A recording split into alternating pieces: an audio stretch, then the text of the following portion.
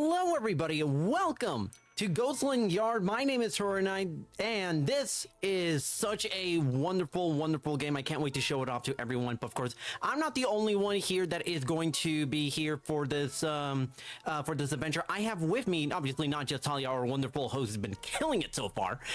We also have the wonderful D. Terra Stark as my commentator. Hey gang, so glad to be here for this absolutely fabulous game that I stumbled upon almost by accident and have since watched the community grow and grow and grow. I've seen this game run for a couple of different marathons now, and it's amazing to see the impact that this game has had on its community, the impact that this community has had on a number of different charities, and the way that things just keep snowballing in such a positive way for so many different organizations. If you want to get some donations in for Little Warriors, now is your time. Absolutely. But before we get into this run, which we're doing 80%, we did have a bid war, which is choose pose color. And Talia, drum roll, please. What is the color?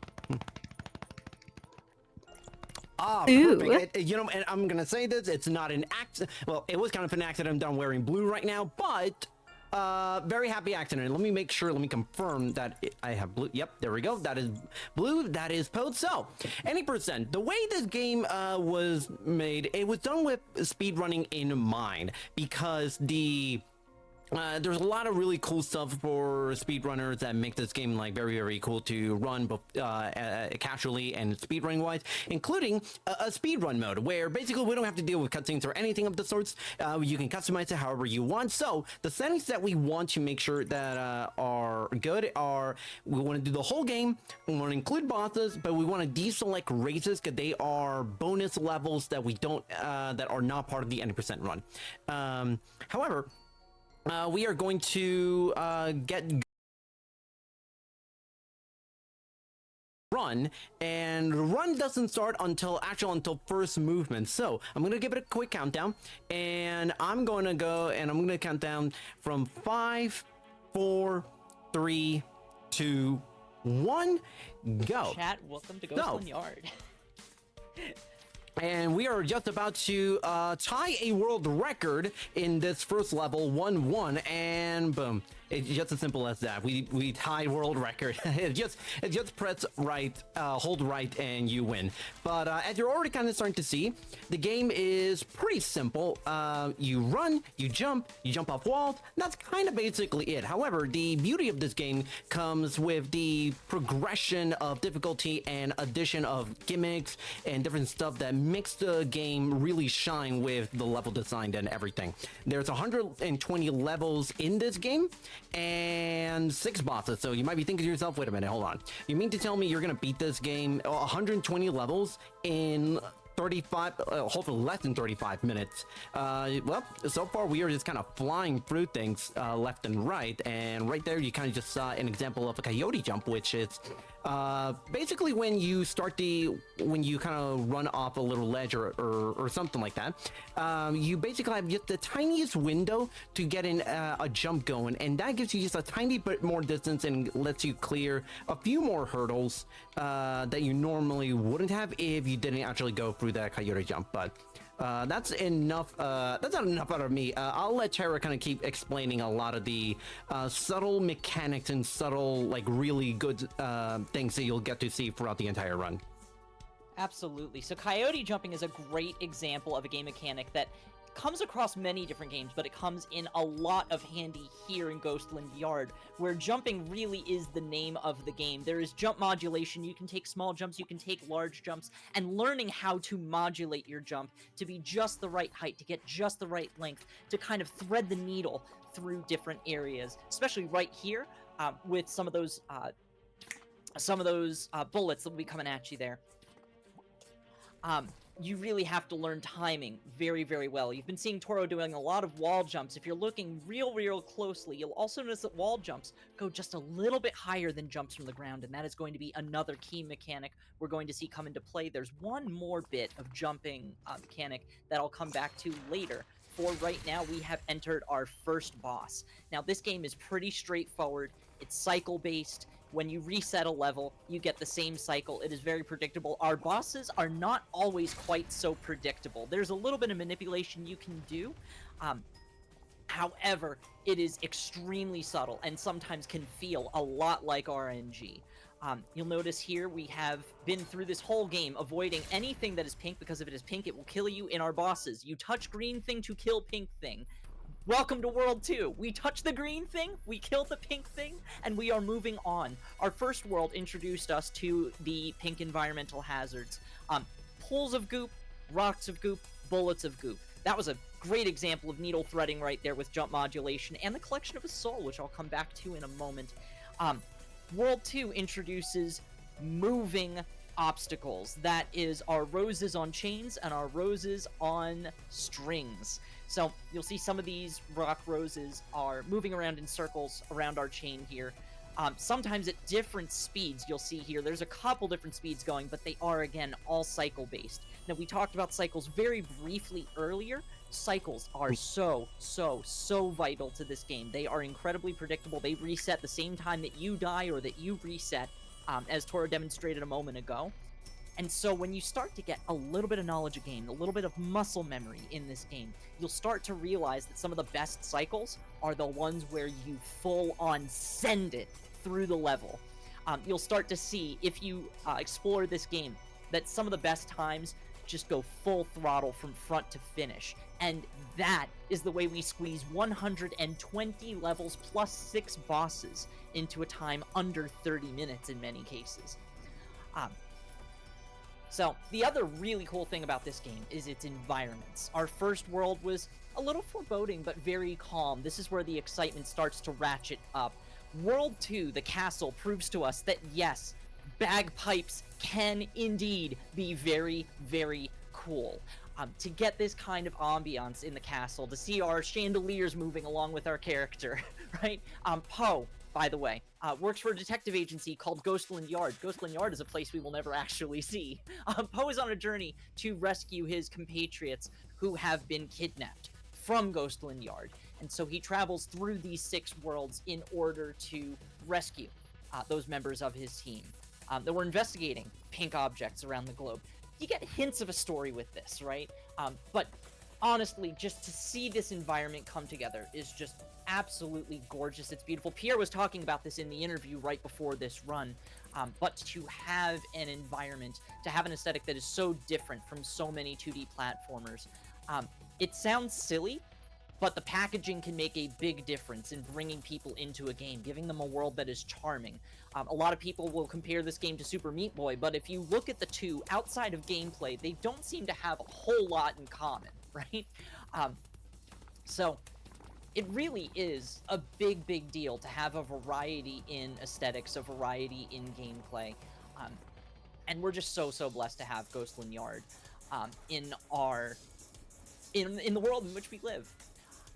Boss 2 in the castle, absolutely fabulous example of packaging, the tension, the heights at which we will jump, the environmental design, the music. I'm gonna let you soak this in for just a little bit, gang. What a satisfying conclusion. Get a vantage point up here. Just kidding. Welcome to the Hollywood Tower of Terror.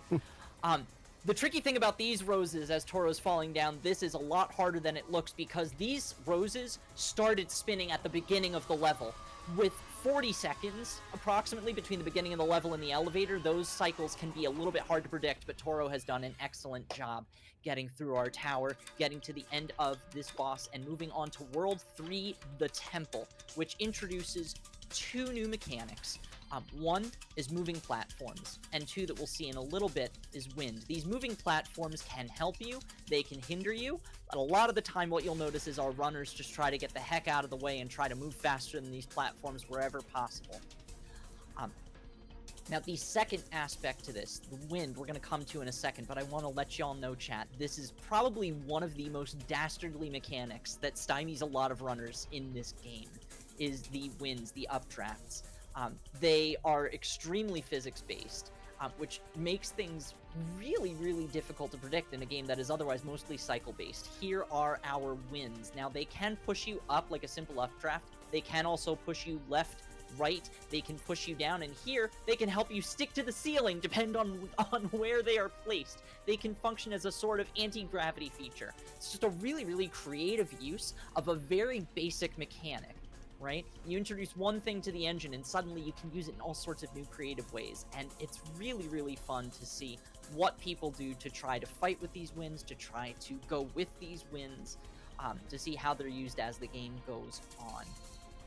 Now, these wins also make things a little bit difficult when we get to our third boss. Get ready for that. That is going to be a heck of a journey. Before we get to that point, does our host have anything to share with us? Oh boy, yes I do. So first of all, I've got $20 from Pierre, who says it's from the Ghostland Yard dev team. Aww, thank you. Which is fantastic. Thank you so much. And I've also got $5 from Deg, or DEG, which just says $100! Exclamation point. Which I want to hype that up. We've not even crossed. We have blown past the $100. And I want to remind you guys that if you donate, toss your donates towards the Klonoa Granny % run so that we can moo Granny. Can Granny get mooed? We need that. It's one of the most beautiful things about marathons like these is having those little bits of bonus content, right? And that is what these runners do. They try to provide fabulous showcases like what we're going to be doing in a little bit with Apocalypse World 1 at the end of this run, right?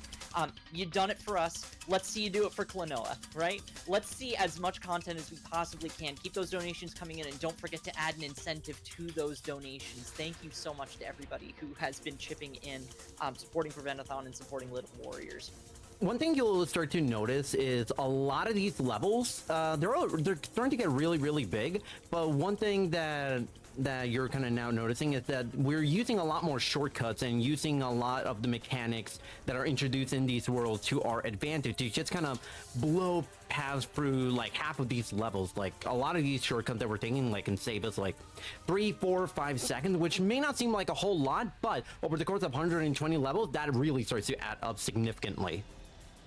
Yes, and of course, time loss can add up a lot, especially in bosses like this one. Boss 3 is often cited by runners as more difficult than the final boss, Boss 6. Although they do share a lot of mechanics, you'll notice two big ones. One are these little bouncing balls that are suddenly emanating, where you see the tiny lasers go around the screen. When they get to their smallest point, a pink ball is ejected. The second are these giant lasers that we're seeing across the screen that are sometimes chasing our protagonist here. Poe, you got this, buddy. And of course, now we have these little towers of wind. We can't simply climb along the ceiling. We have our third component, our chaser dog. For those of you who played Celeste, as I see in the chat, Battlein is a great example.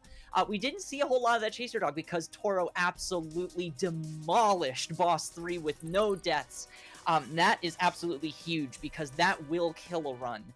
One of the nice things about this game, this love letter to speedrunning, are the 2 timers in the top left-hand corner. They are in-game timers. You don't have to worry about loads hurting you in these speed runs because that timer will stop for loads. There is also an individual level timer right underneath that little tiny number. So when you do die, you can cringe at exactly how much time you have just lost, right? But it's also a really good evaluation to see, okay, hey, is this worth resetting for right now? Am I going to save time here? Am I going to lose time? And that can be sometimes a little bit difficult to perceive once you start to familiarize yourself with the run. It starts to become second nature, but you do got to be careful because at the end of the day, you know, you're losing 10 seconds. That sounds huge, but you know, you might have lost 10 seconds in another level down the road. Now, we are seeing 2 new mechanics here with this World 4. Besides the enormous scale of these levels Toro was hinting to earlier, but that really come to fruition here, there are 2 new mechanics. One are these slingshots. So these also really stymie runners, especially when trying to run individual levels. The timing that you have to have in order to get these things to throw you in exactly the direction that you want can be really, really tricky. There are often wide, friendly paths to let you through But there are also often very rewarding narrow paths through some of these levels that take a lot more precision and can add up to a lot more risk. We've seen Toro conquer a few of those more narrow ways here. Ooh. That's okay. No, I was just showing off what happens, you know, when you take a death in these levels, because I've rarely taken a death in this run, so I just wanted to show that off. Nothing more. Yeah, no, and then yeah, we will be able to see our death counter at the very end of the run, which can also be a really helpful evaluation tool here. And just like that, we're halfway through World 4 already. So one element is the slingshots. The other are these green sticky walls. You may notice that Toro's taking a little more time to get off those walls. Poe has not slid up or down the walls where you see any green goop. Those can actually throw people off a lot if they've not encountered them before, and even if you have, it sometimes takes a while to get yourself familiar. There are situations in which, or rather I should say, the only way to get off of those walls is to jump, and there are some situations where you land yourself in the goop, and the only place a jump will get you is directly into a pink rock. So, do yourselves a favor, be very, very careful with these walls. We'll see another example of a level, I want to say it's 419, where those pink walls can be both your savior and the end of you. It's this one right here, actually. We're seeing we can take a very, very scary path through some of those bullets that shoot through. The wall can be a nice place to stop. Ooh, very nicely done. That skipped about a third of the level right there. So you'll notice these slingshots give us enough momentum to fight through the wind. The wind is often used as a force field in World 4 and beyond. And of course, what that winds up doing is it creates yet another reinvention of something that seemed really simple at first into something that's really, really a neat toolbox in the engine. To use that as a force field and to only get through with slingshots, it means you really have to prove yourself and your skill with these slingshots in order to progress in this game. We're seeing this again one more big time here. That's another tricky area where a lot of people can get stuck in that pocket up near the top middle of the level there. Congratulations, Toro, on that. One of the coolest looking needle threads here. Yeah, not gonna. Yeah, they're not. That's okay. That's fine. We'll try. We will try again. Yeah, this is gonna be a really, really cool needle thread. But after that, our next boss is actually gonna give us a slight reprieve. So we have enough time for Talia to give us like a quick word. I heard my name. Is it time? So, I have a $5 donation from Blue Ghost. No comment. Thank you very much. And I also have a $10 donation from Zophioma. Also no comment. Thank you so much. And both of those went towards the Granny percent in Klonoa. We're at $25. That's 25% of the way there, chat. I did the math. You can count me on that. And that's going to close. Oh, goodness. There is excitement in this world yet. That's going to close about 15 minutes into the Klonoa run. So if you, like that cat, really need to see Granny get mooed, please get your donations in. ! Donate in chat. And it all goes to a great cause anyway, to little warriors.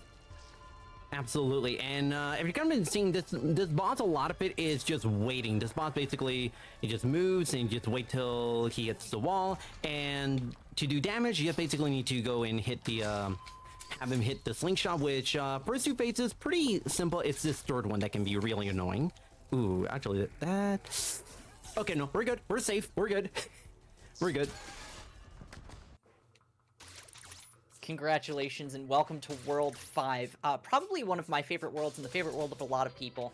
One, for these incredible chill vibes, the cool color palette, the soothing, quite frankly, music, despite the sharks swimming in the background, and many runners' favorite mechanic, although maybe one of the most difficult to master, the multi-jump. You'll have noticed already Toronite has been collecting these golden orbs, which allow Poe to make multiple jumps while in mid-air.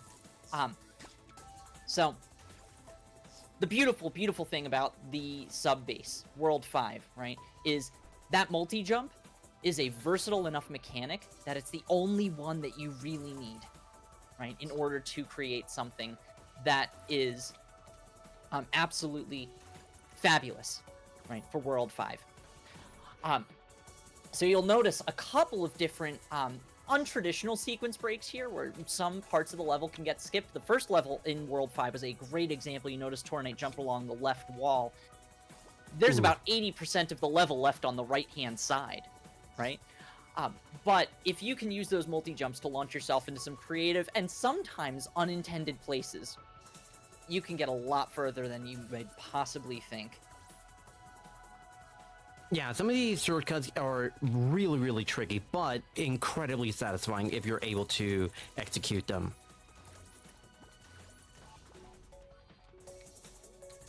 Including this one that we got right here. This is going to be attempting the world record route, and presto. No problem. First try right there.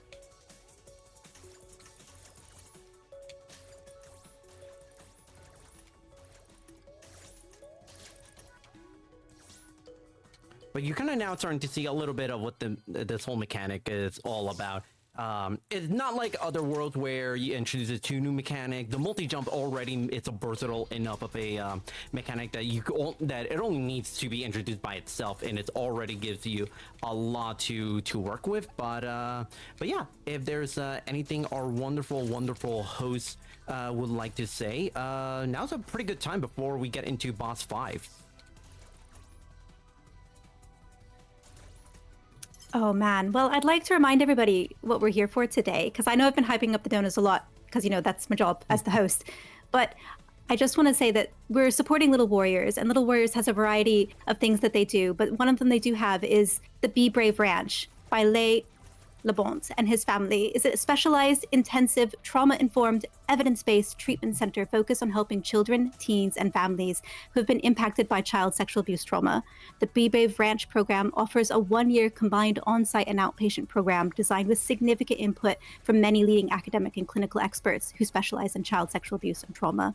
So every little bit, the donation that comes in goes to kind of help support these programs that Little Warrior does, and it's just so important. And so we watch this absolutely insane game that I can't keep track of.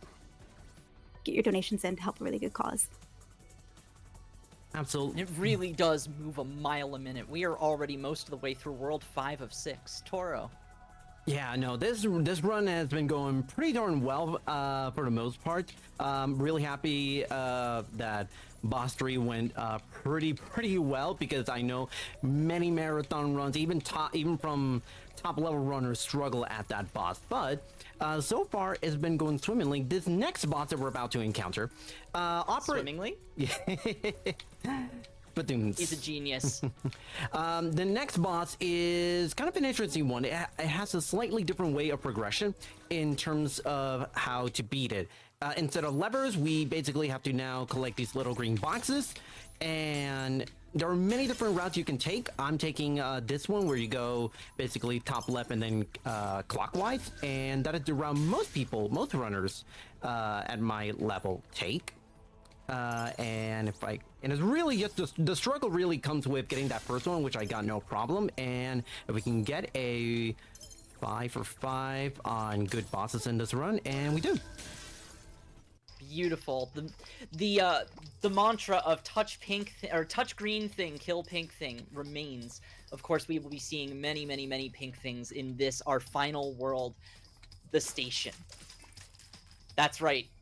Ghosts in space. The final mechanic introduced in our World 6 are disappearing platforms and reappearing platforms. You'll notice that Toro has been collecting a couple of blue orbs, and what that's been doing is making blue platforms appear or disappear. There's another element to this. You'll now notice orange platforms are introduced. Can you guess what we're going to do with those? We touch orange orb, they disappear. We touch orange orb, they reappear again. Now, these can be under your control, and in some cases, we can manipulate which of these we take and which of these we skip. You'll notice Toro has skipped an orange orb in order to leave an orange platform in place. There is a soul near the top of this level. You will need to remove those orange platforms in order to acquire souls. I've mentioned a couple times, you've seen these blue flames hanging out in the corner of the level. Those are used to unlock bonus levels called races. When we saw at the very beginning of this, we said no races for this because the any percent run is simply the minimum number of levels it takes to get to the credits in the base game, which you don't have to do a speedrun mode for. You can simply take these levels one at a time. Toro is just that good, and so is so much of our community that's dedicated itself to this game. There are a number of different ways you can play this out. If you want to race for just 20 levels, if you want to collect all the souls across all 6 worlds or just one, there are so many different ways. Even just, grinding individual levels. There are incredible ways that this game manages to keep track of these things, including leaderboards for each individual level for you, for your Steam friends, anything else. Speaking of friends, Talia, do you have anything more for us? I do indeed. I have a $21 donation from Comrade Dog. $1 for each level I'm hiding in. See if you can spot me. I'm about as excited as those cats to see the dramatic end of this run. Go Toro and go Little Warriors. Comrade Dog. Oh, God. I was told there'd be something in. I figured I should talk to it. Comrade Dog is just absolutely lovable, chat. If you see Comrade Dog, don't forget to say hi to Comrade Dog. Comrade Dog is our friend. Comrade Dog is our one friendly face up here in space. And yet again, just another wonderful little addition to the aesthetics that bring this game together. You've noticed we've brought our multi-jumps back into the game here. We've seen a couple of them come together. All of our mechanics are really coming together here. That was level 615. The multi-jumps there actually inspire an incredible sequence break. I may be misremembering. I believe Tonyob was the runner that discovered a skip there that brings the time for that level down from 12 seconds to 5. If you want to see how Tonyob does that, you can see a number of different examples through the leaderboards in-game. Through that world record board. It is just absolutely incredible to see how runners have managed to break this game front, back, and sideways in so many little ways that the developers have just been so supportive of and have cheered us on along the way to see what we've been able to do with this game.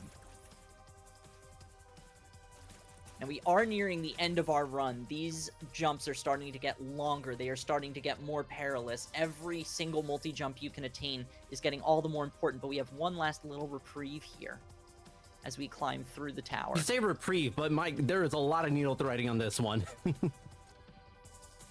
Well, see, it looks calm though. There's nothing moving at you. It's just a nice little breeze. What could possibly be bad about just enjoying the breeze for a little bit, Toro? Speaking of breeze, this killed world record a year ago. That level killed world record 6 times. This game has progressed so quickly. Again, wind and bullets, the combination of both can be really, really difficult. Toro Knight is doing an absolutely fabulous job here. Our third boss is special because if you die, there are actually checkpoints in here. As you can see, there are 3 phases to each of the 3 phases. We have our final maze chase here with our chaser dog, our little battling of sorts. We've moved from phase 1 to phase 2. Toro has done an excellent job moving through this. Recall boss 3, the one we were all really scared of, where pink balls were being shot from the boss, where we had our giant pink lasers coming from the boss. Now we introduce elements of the race. You see that pink slime. We talked about races earlier, our bonus levels if you collect a certain number of souls in each world. That pink slime will chase you and make sure that you are moving at all times. We're about to see something really cool here. Watch the slide. Yeah! So the one jump mechanic I did not mention is wall sliding. If you continue to hold jump as you are sliding along a wall, you will continue to slide. And that is one more thing you need to learn how to modulate perfectly. Once again, there was a slide on the right-hand side of that maze that was really, really difficult for a lot of runners at first, and can still be difficult for new runners, but Toro has once again demonstrated excellence. Once again, we're bringing every mechanic back. We've got our orange platform, we've got our blue platform that's disappeared. We're jumping back in for our third maze. Time will be when Poe exits this computer. Our final chase. Touchscreen thing. Kill pink thing. And time. Time. Oh my god. By the way, not to kind of detract everything, but That was a gold split on the final boss, believe it or not. That was a gold split on the final boss. Oh my goodness. 26, I think that was a 26, right? RTA 2650 it looks like here. Well, that's kind of what I have here. Wow, what a run. That 24 in-game time is, for a marathon run, unbelievable. It is an incredible time and very, very happy. That final boss is, I cannot stress how hard that final boss is. The fact that there are checkpoints at every single phase. So far, this is my 4th marathon run. I am 4 for 4 on perfect deathless final bosses, so I'm pretty happy with that. This is not the end of this run, however, because as I remember, Talia, we did have a what did you call it? Breaking your brain 20 levels that we got coming up. Yes, we met that incentive right at the beginning of the marathon because we're absolutely hype. Absolutely. I'm ready for you to destroy my brain. Oh. Kaizo absolutely breaks my brain. So, Apocalypse levels, very briefly, as Talia had explained throughout the entire start of the marathon, they're basically 20 Kaizo-style levels that are harder than any levels collectively in the entire any percent run. And we are going to do back to the speedrun mode. You can see there are actually Apocalypse worlds for every single world in the entire game, but trust me, we only need the one to kind of showcase the monstrosity that is this level. So, I will count down again, and you're already kind of starting to see the music being a little bit more sinister, a little bit more like more heavy, and the aesthetic being completely different. But mind you, this is the Kaizo style, Kaizo-esque type of levels for the tutorial world. So, so buckle up, everybody.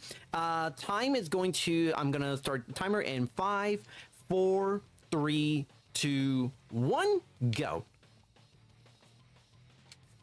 So, as Toro's mentioned, each of these worlds is inspired by the 6 base worlds. This one is the caves. How did the caves get like this? There is a cutscene at the end of the game if you finish the 6th boss outside of speedrun mode that explains how it got to be this way. In every single world, you can still see little echoes of what used to be. What used to be was already challenging. What used to be already tested your wits. This will test your will. The absolute sheer amount of will you need to drill yourselves through these levels to grind to the point where Toro can go 4 levels deathless. And the will it takes to hear Poe scream at every single death. Because now, not only do we have harder music, we also have a much more desperate Poe. You can see more determination on Poe's face. You can hear more effort in every jump, in every landing. You can hear the desperation in each scream of death. Yes, this is what Apocalypse truly is.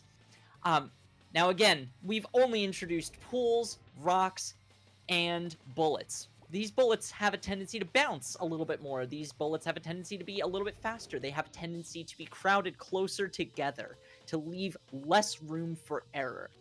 Each of the 6 Apocalypse worlds reintroduces their base game mechanic, however, to a much, much more difficult extreme. Once again, I would strongly encourage anybody who has picked up a copy of the game or is able to look at speedruns on speedruns.com. Take a look at some of the ways that these worlds throw people for a loop, especially in Apocalypse. It is just something absolutely obscene to behold. The developers really said, yeah, we're gonna just make this impossible. And the speedrun community said, bet. Now, Toro, I know you've been running Apocalypse for, what, couple of months now? Yeah, roughly. And there is something strangely fun about running Apocalypse levels, just the challenge of it. And much like in any percent, once you start to get into a nice groove of it, it really, really lends itself to having really fast times. So much so that I believe I am right now second on that leaderboard for Apocalypse World 1 on SRC. fact checking.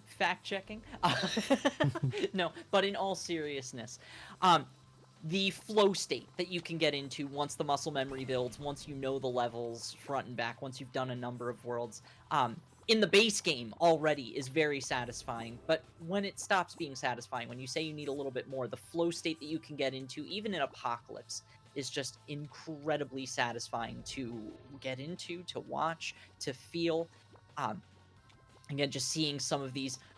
Level 119 was very similar to this before, but this kind of echoes it in a number of ways. There was one level where we fell down, and in this version of the level, we climb up while also dodging bullets that we didn't have to dodge before. Here we go again, bullet hell.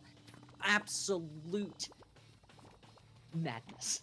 Okay, time is about to come up, and boom, time. There we go. Oh, that's a PB. That's the Apocalypse World 1 PB. Whoa.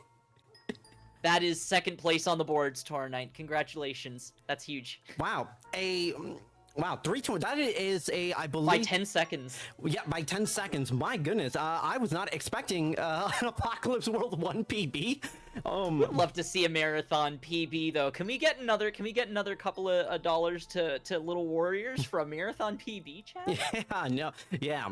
Listen, I took 8 deaths, so how about an $8 donation train for each death that I took in this entire run. I think like almost all of them took place over 2 levels. So, I think I made them look a little bit easier than they look, but trust me, they are extremely difficult. But I remember watching your first couple of runs, Toro, and I've tried to run these myself. It is absolutely astounding to watch anybody, especially getting to watch your progression, getting to watch the progression of runners.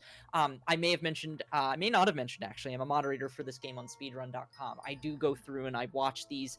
I work an individual level leaderboard, Google spreadsheet, so that people can compare rank, etc. across all 378 variants of levels that you can play in this game. And I do get to see just about everybody come through and to see some of these strategies, and I get to watch people progress, and it's just absolutely wonderful to see people just pour themselves into this game and have a whole lot of fun while they're at it. But yeah. Thank you so much, everybody who tuned in, who donated to get this showcase being shown off here at Prevent-A-Thon. I love being here at this marathon. This is my 3rd go around on here, and I know we came into this a little bit behind schedule, so I'm just gonna quickly fly through my my thing. Anyone that wants to follow me, I not only grind this game, I also grind a bunch of Pokemon games, like Pokemon Trading Card Game for the Game Boy Color, Pokemon Omega Ruby for one of the 3DS ones that I actually just got a PB back on Monday, a bunch of Spyro games, the original PlayStation 1 and the Reignited trilogy, and a bunch of Game Boy Color and PlayStation 1 games. I do a little bit of everything, so if you like some of that, feel free to drop me a follow. But this will not be my last time here at Prevent-A-Thon. I will be on the host mic tomorrow for the opening block of games, and then I will be running, be a part of the mystery race taking place later on tomorrow. That's right, because last time out was not enough to scar me to say enough to where I would say no to doing this again. So yeah, Alara approached me again and be like, hey, you want to be on the race again? I'm like, cool, fine. I will be. So it will be a lot of fun. So that's it for me. Any final words from you, Tara? Yeah, I'm the Tara Stark. I don't stream particularly often, but follow on Twitch if you will. Shoutouts to Toro for incredibly fabulous run. Shoutouts to the devs at Ghostland Yard. Thank you, Pierre, for the interview. Thank you, Prevent-A-Thon, for having us. I'm so glad we get to do this in support of Little Warriors. I'm so glad to see this game, this community, the speedrunning community at large coming together for things like this. So shoutouts to all of you. Thank you ever so much. Oh, thank you guys so much, Toro and Tara. That was amazing. And Ghostland Yard, my brain is mush. It's gone. It's gone, chat. It's left the building. Before I leave the building, I've got one more donation from Ghostland Yard to read from you guys. It's a $5 donation from Mazer that just says, to boldly Poe where no ghost has gone before. That's amazing.